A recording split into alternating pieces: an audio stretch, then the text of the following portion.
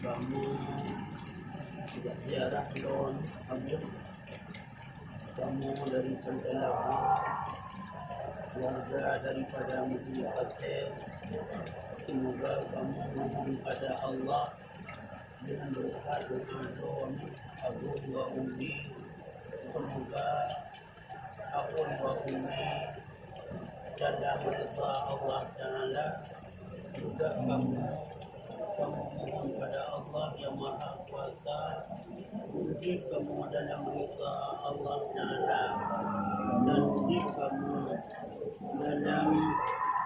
dalam cahaya Nabi kamu Muhammad sallallahu alaihi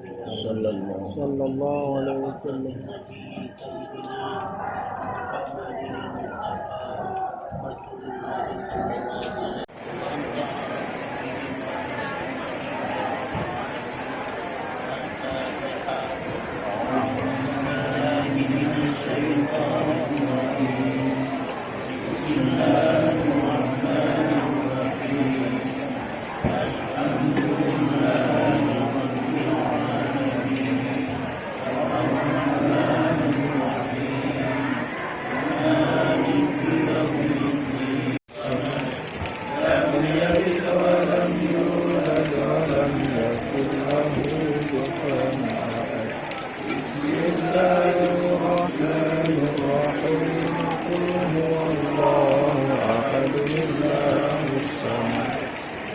يلد ولم يولد ولم يكن له كفوا أحد.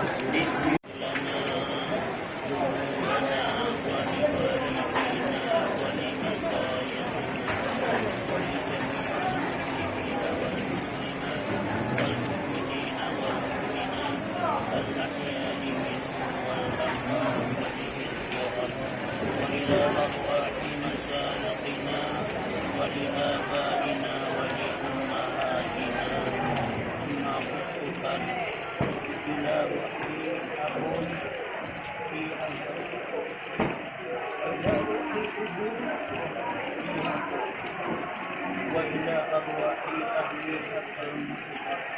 وأنت أعرف بهم وبأسمائهم يا رب.